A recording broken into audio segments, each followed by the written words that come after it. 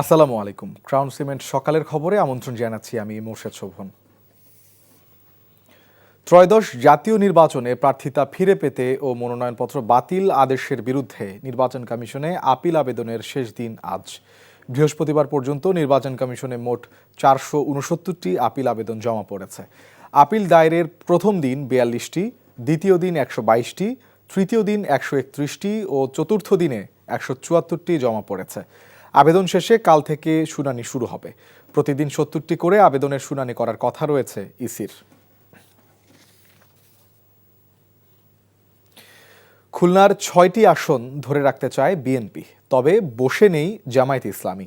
Heavyweight প্রার্থী দিয়ে তারাও চাইছে বিএনপির দুর্গে হানা দিতে। ভোটাররা বলছে সন্ত্রাস ও দুর্নীতিমুক্ত সমাজ গঠনের পক্ষে রায় দেবে তারা। আজিজুল ইসলামের ক্যামেরায় খুলনা থেকে মোহাম্মদ আবু তৈয়বের পাঠানো রিপোর্ট। শিল্পনগরী খ্যাত খুলনার 6টি আসন বিএনপির দুর্গ বলে পরিচিত। বিগত স্বৈরাচারের সময় রাতের ভোটে সবগুলো আসন ছিনিয়ে নেওয়া হয়। তবে এবারের ভোটের হিসেব নিকেশ পরিবর্তনের আভাস দিচ্ছেন রাজনৈতিক বিশ্লেষকরা। তফসিল ঘোষণার পরপরই বিএনপি, জামায়াত ইসলামী সহ অন্যান্য দলের প্রার্থীদের তৎপরতা বেড়ে গেছে। আচরণবিধি মেনে নিজেদের পক্ষে গণসংযোগ করছেন। 6টি আসনে মোট 35 জন প্রার্থী প্রতিদ্বন্দ্বিতা করছেন। তবে হাড্ডাহাড্ডি লড়াই হবে বিএনপি এবং জামায়াত জোটের প্রার্থীদের মধ্যে। বিশেষ করে জামায়াতের সেক্রেটারি জেনারেল গোলাম পরোয়ার এবং নজরুল ইসলাম মঞ্জুর মতো হেভিওয়েট প্রার্থীরা লড়ছেন নির্বাচনে। খুলনা 1 আসনে বিএনপির আমির এজাজ খান, 2 আসনে নজরুল ইসলাম মঞ্জু, 3 আসনে রকিবুল ইসলাম বকুল, 4 আসনে আজিজুল বারী হেলাল, 5 আসনে আলী আসগর লবি এবং 6 আসনে মনিরুল ইসলাম বাপ্পি। আর জামায়াতে ইসলামীর প্রার্থীরা হলেন খুলনা 1 আসনে আলোচিত কৃষ্ণ নন্দী, 2 আসনে জাহাঙ্গীর হোসেন হেলাল, 3 আসনে অধ্যাপক মাহফুজুর রহমান, 4 আসনে অধ্যাপক মাওলানা কবিরুল ইসলাম, 5 আসনে মিয়া গোলাম পরোয়ার এবং 6 আসনে মাওলানা আবুল কালাম আজাদ।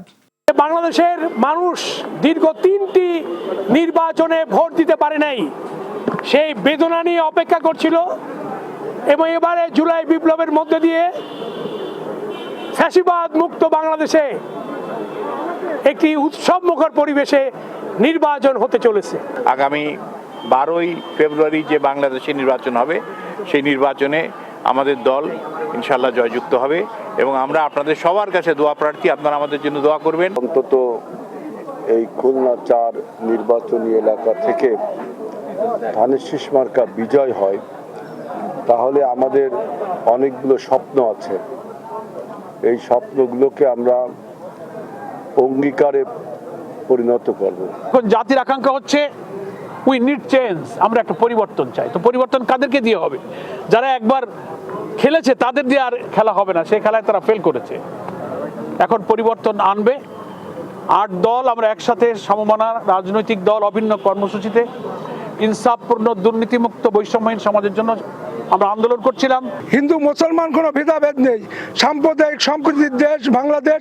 সেই হিসাবে জামাত ইসলাম আমাকে দাঁড়িপাল্লার মনোনীত ক্যান্ডিডেট হিসাবে এখানে পাঠিয়েছে। 6টি আসনে মোট ভোটার 21,01,335 জন। NTV news desk. প্রাইমারি শিক্ষক নিয়োগ পরীক্ষার প্রশ্নপত্র ফাঁসের চেষ্টার অভিযোগে মাহবুব নামের একজনকে আটক করেছে যৌথ বাহিনী। গতকাল বিকেলে ঢাকার পাবলিক সার্ভিস কমিশন পিএসসি ভবনের সামনে থেকে তাকে আটক করা হয়। পরে রাত 2টার দিকে তাকে শেরেবাংলা নগর থানায় হস্তান্তর করে শেরেবাংলা সেনা ক্যাম্প। জানা গেছে যৌথ বাহিনীর হেফাজতে থাকা মাহবুব প্রধান উপদেষ্টার বিশেষ সহকারী আলী রিয়াজের ব্যক্তিগত গাড়ি চালক ছিলেন। তার দেয়া তথ্যে প্রশ্ন ফাঁস চক্রের হোতা বিল্লাল হোসেনকে টাঙ্গাইল থেকে গ্রেফতার করে র্যাব। অভিযোগ রয়েছে আজকের শিক্ষক নিয়োগ পরীক্ষা সামনে রেখে প্রশ্নপত্র ফাঁসের প্রলোভন দেখিয়ে চাকরি প্রার্থীদের কাছ থেকে টাকা আদায় করার চেষ্টা করছিল এই চক্র। গোয়েন্দা তথ্যের ভিত্তিতে প্রশ্নপত্রের ক্রেতা সেজে অভিযান চালিয়ে মাহবুবকে আটক করা হয়। সকালের খবর এইটুকুই। এই খবরের ভিডিও সহ আপডেট জানতে ভিজিট করুন এনটিভি অনলাইন www.ntvbd.com। এছাড়াও এনটিভির জনপ্রিয় সব অনুষ্ঠান ও খবরের আপডেট জানতে ভিজিট করুন আমাদের ইউটিউব ও ভেরিফাইড ফেসবুক পেজ। 12টায় মধ্যাহ্নের খবর দেখার আমন্ত্রণ রইল। ধন্যবাদ সবাইকে।